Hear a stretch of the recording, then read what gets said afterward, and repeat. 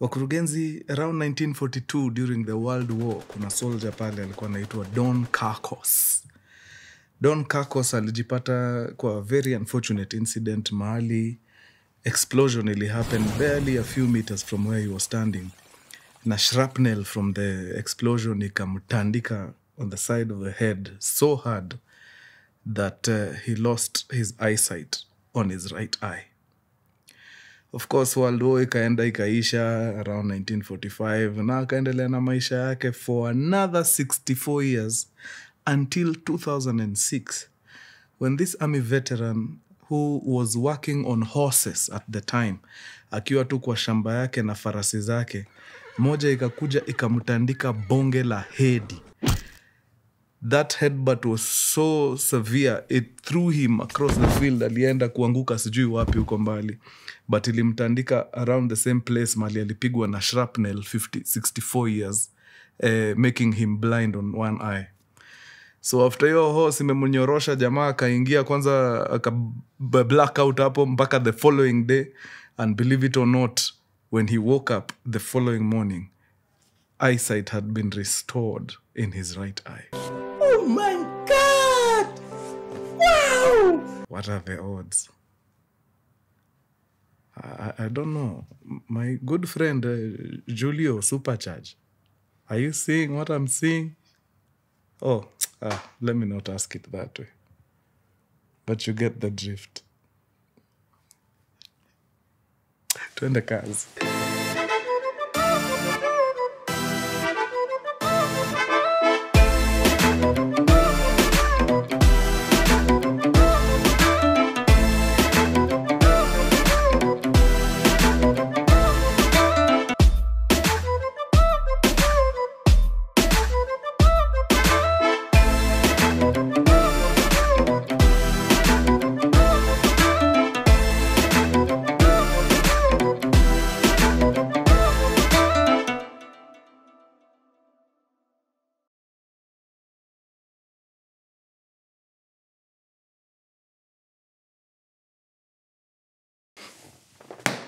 Mkurugenzi! My man, headline hitters kama K, and if you see Mkurugenzi in the building, you just know he's got the juice, man. Wadau, leo nataka tukimbie moja kwa moja mpaka Mexico. So in 1976, guys, pale Mexico kuna binti alizaliwa pale anaitwa Maribel Ramos. Alizaliwa pale na mama yake. Not a lot is known about their father, but Maribel alikuwa na sister pale. Na before long, wakatoka pale Mexico and they flew to the United States. Na hapo ndio Maribel na sister yake walilelewa. Wakapata education yao pale safi nini. Na maisha ikakimbia sawa sawa. Everything was A-okay. Until mnamo September 11th, 2001. Of course, kama uishi chini ya rock, unajua September 11th, 2001, ndio ilikuwa siku ambayo kulikuwa na this great disaster ambayo ni the 9/11 bombings. Wale majamaa wa Al-Qaeda walienda wakasukuma ndege 4 kwa wananchi pale US. 2 kwa the World Trade Center Towers, South Tower na North Tower, moja kwa pale Pentagon, na ingine ikaanguka kwa field flani huko Pennsylvania. Now, after 9/11, kama kuna kitu ili happen, kulikuwa tuna an insurgence of, a surge of people wanting to enlist in the military. Juu watu walifeel, sasa mazee, kuna watu hapa wameanza kutuzoea, it's about time bana, we fought for this country. So wase wengi sana walijoin military around year 2011, including Maribel Ramos. Ignoring the fact that US si ati ni nchi yao kabisa, ni mtu wa Mexico, lakini she had been in US long enough to call it home. So alifeel maze, ni duty yake jo kuingia kwa military na asaidie pale. So 2001, 2002 thereabout, Maribel akaingia military na akasukuma kazi safi sana. In fact, she went on 2 tours abroad. Moja I think ilikuwa Afghan, hiyo ingine sikumbuki ni wapi. And she had a very, very nice stint in the military for a total of 8 to 9 years. So by 2009, actually, yeah, it was about 7 to 8 years. So by 2009, Maribel Ramos akakuwa discharged from the military. Kwa uzuri, si kwa ubaya. Honorably discharged from the military. Na akaamua kuingia hustle kama kawaida. But of course, education important. Akipiga hustle zake, akafanya nini? Akaregister kuingia some school pale California. Around 2011, this is 2 years after Maribel Ramos amesha toka kwa military, mama yake mazee akakuwa msick sana. Na unajua pale ilikuwa tu ni hawa wasichana watatu, ilikuwa ni mama yake, yeye na sister yake. But at that time in 2011, the sister, Maribel's younger sister, alikuwa shapata mtoto. Another girl. So it was just these 4 girls. Wanaishi tu pale US. Maribel's sister and the daughter walikuwa wanaishi peke yao, kivyao. Then Maribel and the mom walikuwa wanakaa pamoja. So hii time after amekuwa discharged from the military, akaamua kurudi shule, walihama wakaenda place California inaitwa Orange County. So in Orange County ndio Maribel and the mom walikuwa wanaishi pamoja. So now 2011 the mom gets really ill. Unfortunately she does not make it. So anakuja anafanya nini? Anaaga. So now that the mom is gone, na hii place walikuwa wanaishi ni mtaa inaweza kiasi, so rent ilikuwa juu. Ikabidi jo Maribel amereach out kwa sister yake akamwambia ni aje jo, unajua tulikuwa tuna split rent na mom, na sasa mama yuko ameondokea jo, unaonaje unaweza come tuishi na wewe na mtoi tungangane hapa na hii rent juu ni noma inanichachia. Unfortunately at the time, since the sister alikuwa shapata mtoto, huyu daughter akapiga mahesabu za kuhama mahali wako wakuje kuishi Orange County nini, akaona hiyo dynamics kidogo inasumbua, na akaambia sister yake, akamwambia cheki, fanyaje, wewe tafuta namna, cheki kama kuna mabeshte wako nini wanaweza kuwa for the idea ya nyinyi kuwa roommates, then ukipata well and good, ukitafuta kabisa na ikatae igonge ukuta, niambie, nitacheki vile nitakacheza na toto hapa, tukam tuendelee kuishi. So Maribel aka understand kabisa juu dynamics za msako na mtoto basi yeye unajua single ana ni rahisi yeye kumanuva kuliko kwanza kuambia mtu ako na mtoto juu change lifestyle nini, it's too much.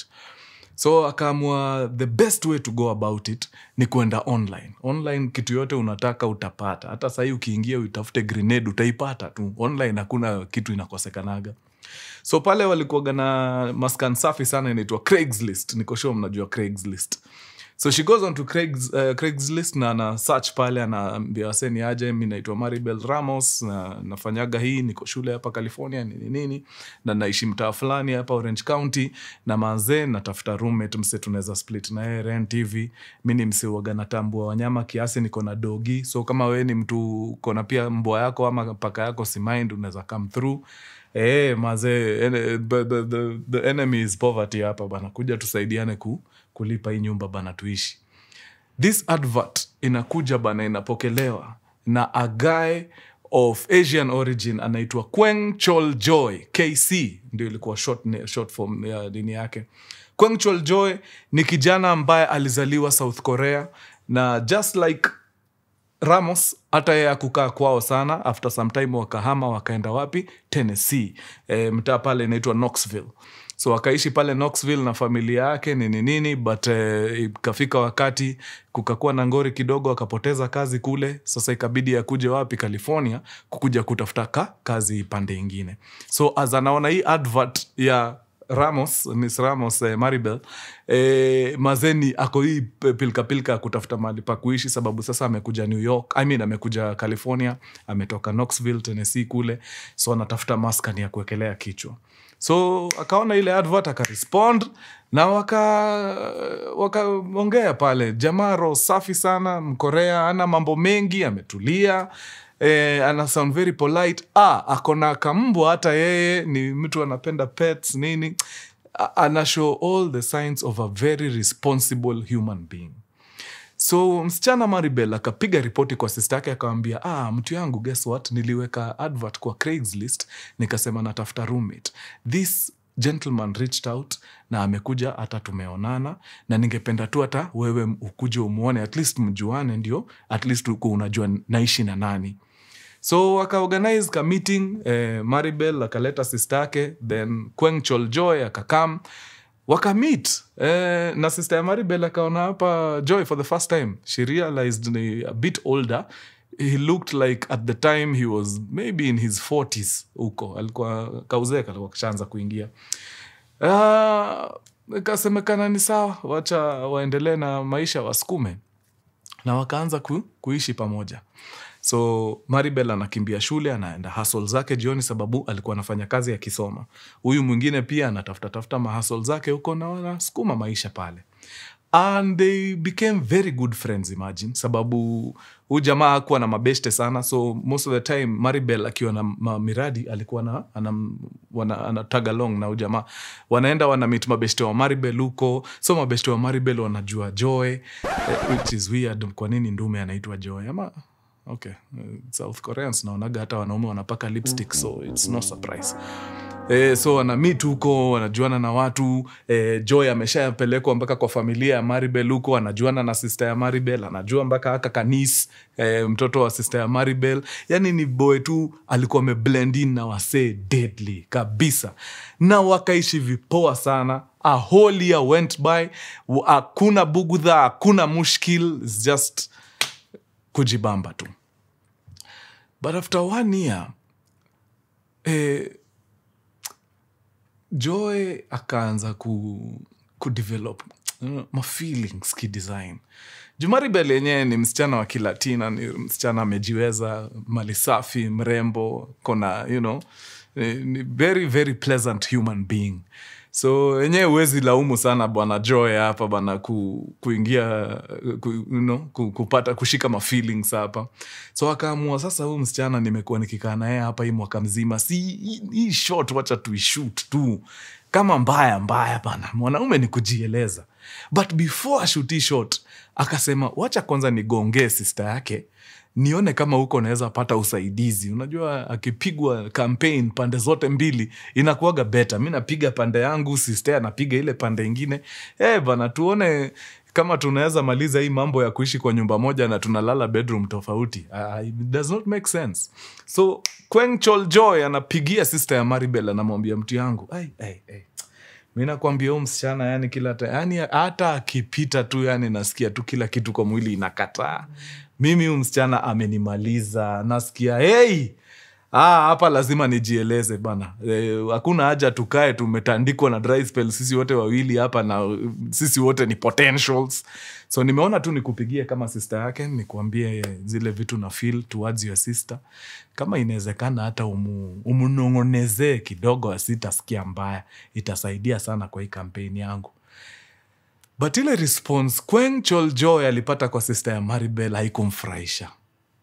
Sister ya Maribel alianza kumwambia maukweli hapo kwa hiyo simu, na ni maukweli ambazo ndume akiambiwa kidogo inaweza mvunja roho.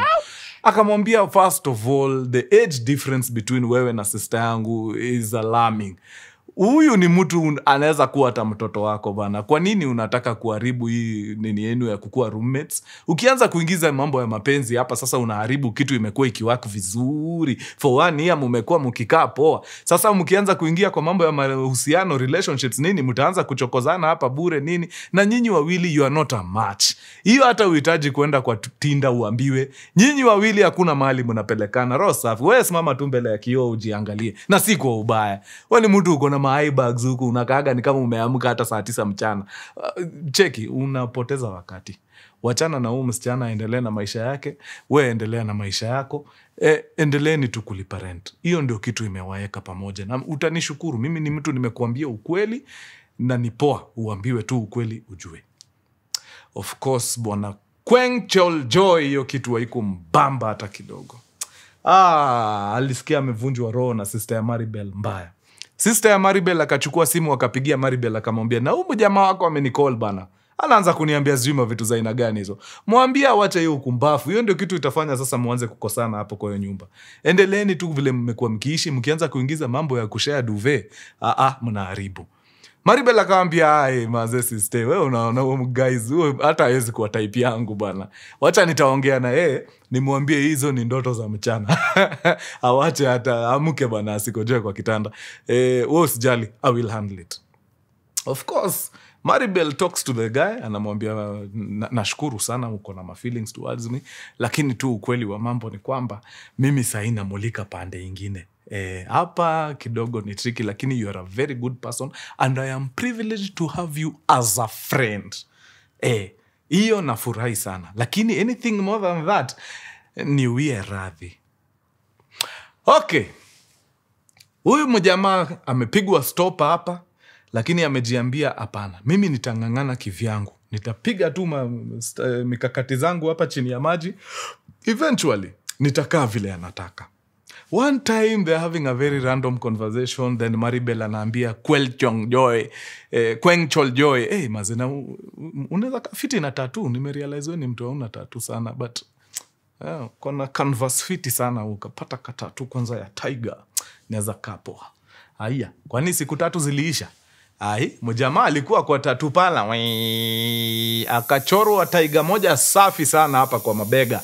Akarudi, sasa hata havai shati, anatembea tu kwa nyumba na mavest, ndio muone sasa amepiga bonge la tiger hapa. Then akaanza kujiambia kitu. Huyu sister huyu aliniambia ni kwamba mimi ni mtu nakaa kama baba ya huyu msichana, sababu miaka zimeenda. Hapana. Akaenda bana kwa cosmetic surgeon, kamwambia nataka unitoe miaka 10 kwa hii uso. Hizi mavitu zimefurafura huku chini ya macho sababu ya uzee, toa zote kabisa. Hizi mafolds ziko hapa bana, unfold them. Kwani mimi ni bedsheet? Unakunjwa kwa nini? Niweke nikae kijana wa juzi. Haya, wakaanza kupiga masajari polepole nini. Iko siku sister ya Maribel amekuja nyumbani, anapata jamaa amepiga mabandage kwa uso mzima. Anakaa warembo fulani pale Isili, anamuuliza rada ni gani mtu yangu, anamwambia usijali, ile mambo iko hapa, utafurahia nikitoa hii bandage. Of course eventually anapona, anatoa bandage. Yep, he looks a bit young, lakini huwezi sema ati anakaa hivi kama Mkuru. Bado age inaonyesha, unajua Mkuru anakaaga 24 hata akiwa 40. Yeye ilipunguza ndio, lakini bado unaweza tell mjamaa miaka imeenda. So jamaa amejaribu hii kukua mpole hapo kwa nyumba nini, anajaribu kuonyesha mapenzi kwa njia zozote zile, lakini Maribel bana, she's not budging. Yeye amemulika place ingine, na for sure Bwana KC Joy akadiscover hapa nimechonga kando, hakuna vile nitasaidika. Immediately akaanza tu kubadilisha attitude, kaanza kukua mtu wa kukasirika ovyo, ni mtu aone kitu mzuri na hii maisha. He just changed. By the time they were getting into their 16th month, hapa wamepiga kitu kama 1 year 4 months, Joy alikuwa amebadilika deadly. Amefika point mpaka hata ile rent alikuwa analipa ile half halipi. Hizi bills zingine sijui internet nini halipi. Anaulizwa na mrembo, oya bana, najua tushakuwa mabeshte sisi ni wa tight deadly, but haimaanishi sasa uachilie responsibilities zako. Mbona ulipi rent? Mbona unaniachia majukumu? Na unajua mimi ni mtu bado niko shule, napiga hustle kidogo, hii pesa napata nalipa fee. Sina hii dispensable income. That's why I have a roommate in the first place. Otherwise ningekuwa najiweza, mbona niishi na mtu? Kama nalipa kila kitu kwa hii nyumba, mbona niishi na mtu? Sinikae tu peke yangu. Ule jamaa bana atambui, ameamua tu kukuwa mtu bure kabisa. By the time inafika April of 2013, Maribel alikuwa amefika mwisho. Alikuwa amechoka na jamaa mbaya. Wamepiga na yeye a good 16 months, ana feel sasa hiyo ni enough. Huyu kijana ameanza kuharibu kazi, wacha nimalizane na yeye. Actually ilikuwa 15 months at that particular time. So one evening mazee akakuja home, amejijaza fiti, for some extra courage akagonga tot 2-3 na akangoja bana mzee mzima KC Joy afike. KC akafika, dem akaeka mguu chini, akamwambia oya, nimegangana na wewe, umeamua tu kuwa mgumu. Mimi naona sasa mimi na wewe wacha tuachanie hapa. It has been good hiyo time tumekaa na wewe, lakini sasa hii kitu ni kama imekulemea, tafadhali naomba uniache.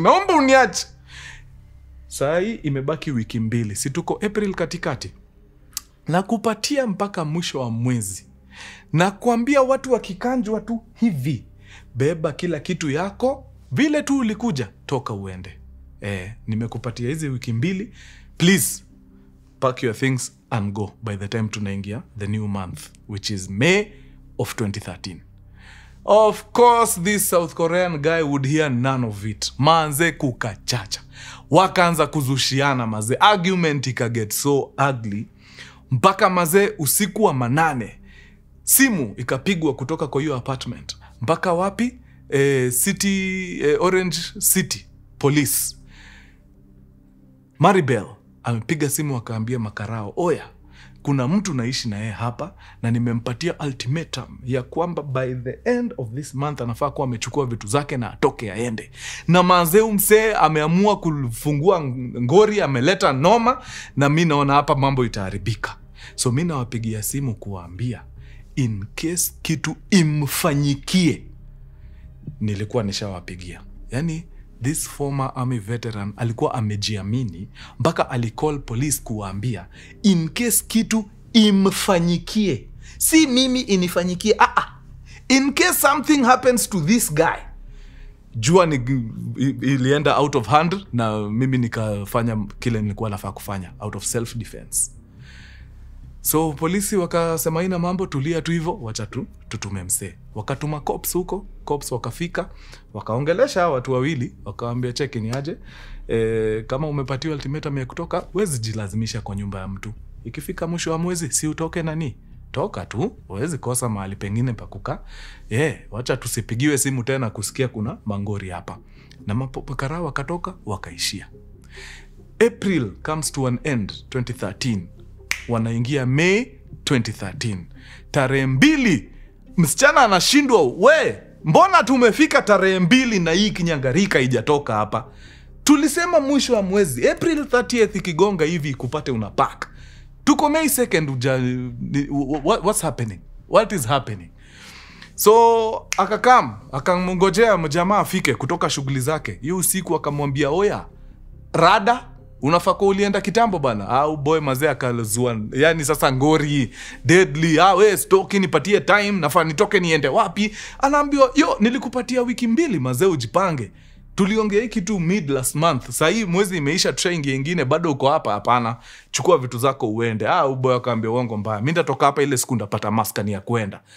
Dem akaona hii ni trick, akachukua simu, akacall rafiki yake, boy anaitwa Paul. Akaambia Paul, oya, gadhe naishi naye hapa bana, nilimpatia ultimatum ya kutoka na hajatoka. Sasa hii 2 days zishapita, alikuwa anafaa kuwa ametoka by 2 days ago, hajaenda. Hebu deal na umse. Paul msichana akapatia mjamaa simu aongee na Paul. Paul akamwambia, oya cheki, mazee udem tumetoana naye mbali, na kinipigia juu ya ngori itabidi tu ni sort. So fanya aje ndio isikue ugly hapa kesho. We asubuhi chukua kila kitu. Chukua tu kila kitu yako, toka. Juu usipo, mimi nitakaa na nikutoe. So fanya kweli. Na wakakata simu. Hiyo ilikuwa tarehe 2. Tarehe 3 kumetulia. Jioni hata ilikuwa ni tarehe 3 ama ni tarehe 4. I think ilikuwa around tarehe 4. Jioni bana, kidogo huyu KC anatuma ujumbe kwa sister ya Maribel. Anamwambia, oya, cheki, unaweza kuwa umesikia anything from Maribel? Kwa nini? Mazee, naona hata giza ndio imeenda kuingia. Udem sijasikia mambo yake. Juzi tulikuwa na argument kidogo. Mimi nikatoka, nikaenda drive, nikarudi, sikumpata. Tumelala, tumeamka, sijampata. Siku ndio hii imeisha bana, sijampata. It is so unlike her. Aja kuongelesha or anything, anania akamwambia hapana, wewe tulia. Kama mlikuwa mmekorofishana, I guess ameenda mahali ya tulie, apumue, asikie fiti kwanza, then atadili na wewe baadaye. So mpatie tu time. Na hiyo story kaishi hapo. The following day, tarehe 5, still nothing. Kulikuwa kunafaa kuwa na game fulani ya baseball, na Maribel alikuwa anapenda kwenda game mbaya. So hii siku ya game imefika, Maribel hajakam kuona game. Hapo ndio sister akaona uongo mbaya. Kuna game ya baseball na Maribel hajatokea? No. Lazima kuna kitu. Juu hajatuongelesha, hizo hours zote zimepita na hajatokea hii game. There must be something. So hapo ndio ilikuwa mara ya kwanza polisi walipigiwa wakaambiwa, oe, ni aje? Sister yetu alipotea hapa some 2 days ago. Hatujasikia place yote anything kumhusu. So tafadhalini tusaidieni kucheki anaweza kuwa kwa pande gani. So of course polisi washapata hii ripoti, na polisi yao mambo yao inakuanga very clear. Tukishapata ripoti kama hii, our first suspect ni the last person alikuwa na huyu mtu. The last person alikuwa na yeye ni nani? Yes, Kweng Chol Joy. Kweng anapelekwa police station, anakalishwa chini, anaulizwa maswali. Oya, rada, msichana ameenda wapi? Anasema mimi sitawadanganya. Tulikuwa tunaka argument kadogo usiku. Mimi nikatoka, nikachukua gari, nikaenda for a drive. Hiyo drive kama nilikaa sana, maybe 1 hour. By the time narudi, sikumpata. Mimi nikalala, nikaamka the following day, hayuko. Tukakaa hiyo siku yote, hayuko. Ndio usiku, nikashtua sister yake kumuuliza kama amemuona. Mpaka saa hii, hata mimi nashangaa. Sijui yako pande gani. So of course mapolisi mnakosana, unaenda drive 1 hour, unarudi mtu hayuko. Unajua kuna stories zingine unataka kuamini mtu lakini but since they had nothing on this guy, hawangemweka hapo. So wakamwachilia tu na wakaendelea sasa kutafuta. By now tushaingia day 4, day 5. Msichana aongei, asemi kitu. Kulikuwa kunafaa kuwa na very very important dinner ambayo ilikuwa ina happen. This dinner, huyu mrembo never shows up. Wakajiambia hapana. Ahate ile game ya baseball na ahate hii dinner na vile ni important kwake. Huyu dema yuko sawa. Uongo mbaya. Huyu msichana hayuko sawa. In fact, sister yake akakuja akauliza huyu roommate Joy maze, huyu mdema hezi kuwa mehata hizi vitu mbili na vile zeu kwa important kwake. Sijui mbona mimi naona ni kama kuna kitu mbaya imemhapenia. Of course Joy anamwambia, usiseme hivyo. No, don't say that. But kuna kitu fulani ilikuwa off. After msichana adedi, si adedi, apotee. After msichana apotee, anytime Kweng Chol Joy anaongeleshwa, all of a sudden kizungu yake ni mbaya. Anakuongelesha masentensi zingine as it makes sense. Ana struggle na kizungu. Sababu gani? He's an immigrant from South Korea. Which puzzles people because umse tumeishi na yeye for long, akona very impeccable English. Why is it that all of a sudden ana struggle na kizungu? Makarao anajaribu kumuuliza maswali hapa mazee wasaidike kwa investigation, but anajibu yuko coherent, like ana struggle na kizungu. Na hii kitu mpaka sister ya Maribel alinotice. Hata at some point I think akauliza makarao, na umse, mbona all of a sudden ameanza kuongea fani? Nimesikia hata mkimuuliza maswali vile ana respond nini ni kamse ana struggle na kizungu. But boy amekuwa hapa mazee tangu zamani, amelelewa kwa hii country. Anaongea kizungu deadly sana. Why accent yake all of a sudden imechange? Nobody understands. So boy kila mtu anaanza kumwangalia some type of way. Kukakuwa na ile inaitwa vigil. Ile mnawasha makandla hapo, mnakuja mnaomboleza tu. Guys hata amekaa huko peke yake. Huko interact na watu. Some behaviors alikuwa anafanya zilikuwa questionable. In fact, the very first time cops walikam after wamepata ripoti Maribel ako missing, the very first time the cops came, they spent like a good 2-3 hours ndani ya hiyo keja wakisearch vitu, wakitafuta clues nini. Hii time yote wakiwa hapo, Maribel's sister alikuwa ako area. The boy was nowhere to be seen. Turns out alikuwa pale amepark across the street ana watch makarao kile wanafanya. If you're innocent, why would you act that way? Si unafaa kuwa hapo mstari wa mbele, hata wewe unataka kujua huyu roommate wangu nini ilimfanyikia. Hakuna, ako kwa gari ana watch from a distance. Siku ya vigil ndio hiyo, hataki kuinteract na watu, ana watch from a distance. Watu wakaenda kwa mtandao, sababu si unaona tukipoteza watu tunaendaga kwa internet, tunahamasisha watu, tumepoteza huyu na huyu, tafadhali mkimuona tuambieni. So wakafungua mpaka website fulani dedicated to Maribel. Any information ambayo inaweza tusaidia kumlocate, unaweka kwa hiyo site. Who logs on onto the site? Kijana KC anaenda anaandika statement fulani.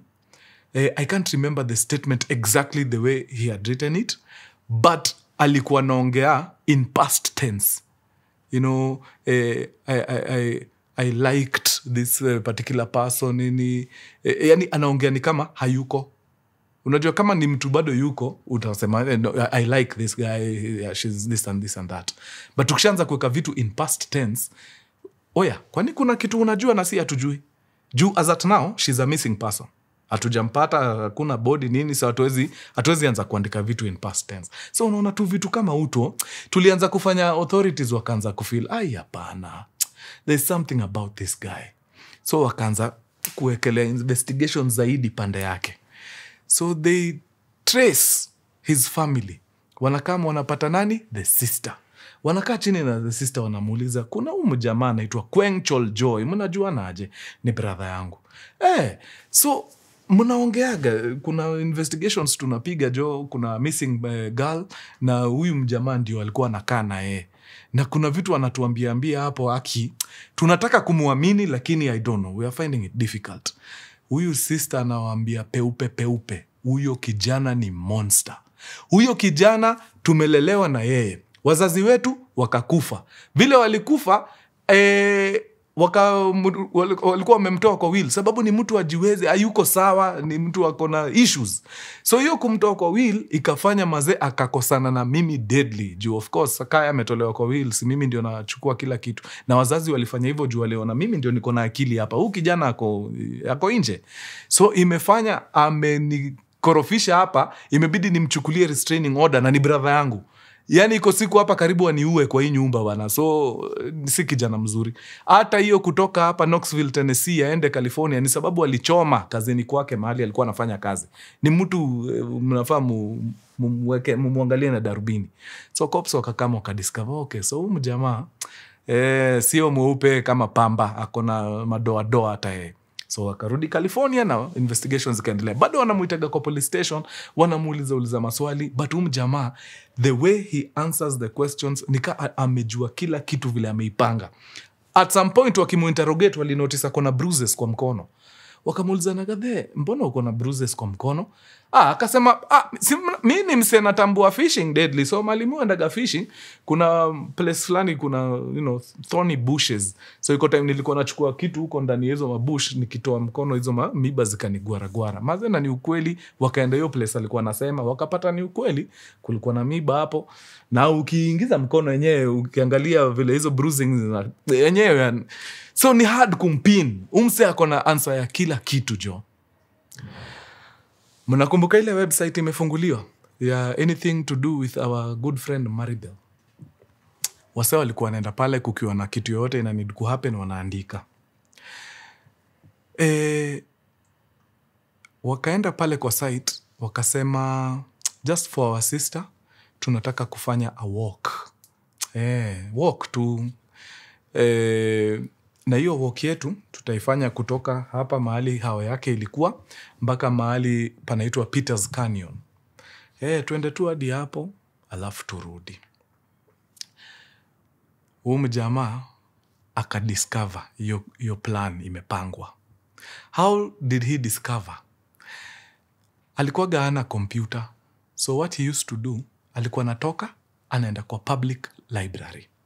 Na sababu huyu sahi ni jamaa, yani very person of interest, macho za makarao zilikuwa kwake sana. So alikuwa anamuona vile anatoka Gakeja, anaenda kwa public library, anachukua laptop. So unajua library za wazungu waga, ukitaka lapi unaweza chukua lapi uende uingie internet ufanye mambo yako. So anachukua laptop, anaingia kwa laptop, type mavitu pale nini. Sasa makarao kumbe washafanya mambo yao. Anything this guy is typing kwa hizi laptops, wanaziona wakiwa HQ. So the very first time aliingia kwa hii library, ndio alikuwa anaandika hizo message in past tense. Unashindwa, what is this thing that you know that we don't know? So alikuwa rada yake mbaya sana. Then the second time alikam akachukua hiyo laptop pale kwa library, alianza kusearch vitu kwa hiyo laptop. yenye sasa ili blow hii kesi yote deadly. Number 1, aliingia akasearch, how long does it take for a body to decompose? Number 2, is it possible to track a phone when it's off? Like randomly, why would you search those things? Especially during this time. Then kulikuwa na number 3, alisearch vitu 3 hapo zilikuwa very incriminating. Hiyo ingine ilikuwa about how long it takes for a missing person to be found. It was weird. But sasa mambo mahali ilikuja kuharibikia. Unaona pale kwa site ambayo walikuwa wameifungua sababu ya Maribel, walikuwa wameweka pale wanataka kuenda ile walk to Peter's Canyon.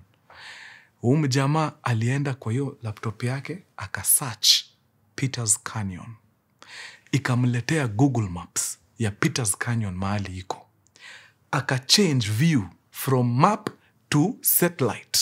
Unajua satellite inakuleteaga picha hiyo mtaa vile inakaa. Then once imekuja satellite hivi, akazoom out from Peter's Canyon. Then akaanza kuzoom in kwa a certain place, kuna ka highway kanapita hapo. Right next to the highway there's a tree. Akazoom mpaka kwa hiyo mti. Then all of a sudden akafinya X kwa computer, akafunga hiyo tab, na actually before kufunga tab akadelete history kwa hiyo computer, then akaclose tab na akatoka akarudisha laptop.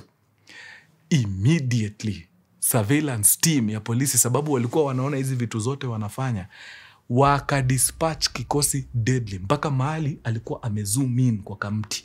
Wakaenda wakashika hiyo highway teketeke mpaka mahali hiyo mti iko, wakashuka na wakaanza kutembea around hiyo area. Wadau, it did not even take them 15 minutes. Tucked somewhere under a tree, wakapata a human amefunikwa na kitu, some white tarp ama ni sheet, amefunikwa mahali. Wakaenda wakafunua hiyo sheet, wakapata the badly decomposing body of Maribel Ramos. Immediately ripoti ikafikishwa pale, makarao wakaenda teketeke. Wakafika wapi? Kwa ile keja Ramos alikuwa anaishi na nani? Na Maribel. Kusikia vile masirens zimeingia hapo na fujo, akajua magaizo wamejikujia. Akafungua dirisha, akaruka, akaanza kutoka mbio nyuma ya nyumba huko. Kumbe hao watu wamekuja wengi, wengine wakazunguka design fulani, pap, wakamtia mbaroni. Pingu teketeke mpaka police station. But kumbukeni, kila time mse akiingia police station akiulizwa swali alikuwa na an answer for everything. So hata wakimpeleka aliwaambia wadau, I am very curious to know what evidence you have on me. Wakaenda wakamkalisha chini na wakamwambia kila kitu amekuwa akifanya kwa ile library. So the question the police asked was, how was it that you knew exactly where Maribel's body was? Ama hiyo pia utasema ni coincidence? Unatubeba ufala. Mara hiyo kesi ikafunguliwa, akakuja mazena defense moja ya hatari. Unajua ni boya akili yako sawa, na alikuwa pia na lawyer mzuri. Pale body ilikuwa imedecompose deadly, ikakuwa hard to determine the exact cause of death. So hiyo walitake advantage sana hawa akina KC. So ingekuwa rahisi kujua udem alikufa aje. So wakadai udem alikuwa na suicidal tendencies. Kuna uwezekano anaweza kuwa alijipeleka huko akajimalizia, ama kuna uwezekano alijimalizia hapo kwa nyumba, na sasa jamaa akadiscover there's a dead body in the house, na juu ya kupanic akabeba akaenda akadispose huko. So kama anafaa ende ndani, anafaa tu aende ndani na improper disposing of a dead body. Bas, hakuna kitu ingine. Hakuna story ya mada iko hapo, sababu you cannot prove beyond reasonable doubt that KC ndio ameua msichana. But the jury would hear none of it. Kuna we pia hatujui vile mtu alidedi, lakini you know too much, so lazima uko ndani. Hiyo story bana, kijana akasukumwa ndani miaka 25 I think, or is it 15 years? Yeah. Wakawa niniwa 15 years, wakajaribu kuappeal, lakini appeal yao ikakuwa denied. Mazee waliona wewe unatusumbua bana, unatupotezea wakati. Wewe ndio unajua kile ulifanyia huyu msichana mazee. Msichana mdogo ndio anajaribu kujijenga hapa, alafu wewe unaenda unamuua sababu hakutaki. No. Hiyo hatuwezi kubali. So as we speak, kijana ako ndani, bado uaga anapiga story huko akisema vile ana miss msichana wake na sio yeye alimuua, sijui ni nini ili happen. But yeah, hizo ni hekaya tu, ni stories. Maharagwe ndio wanapambana nayo pale.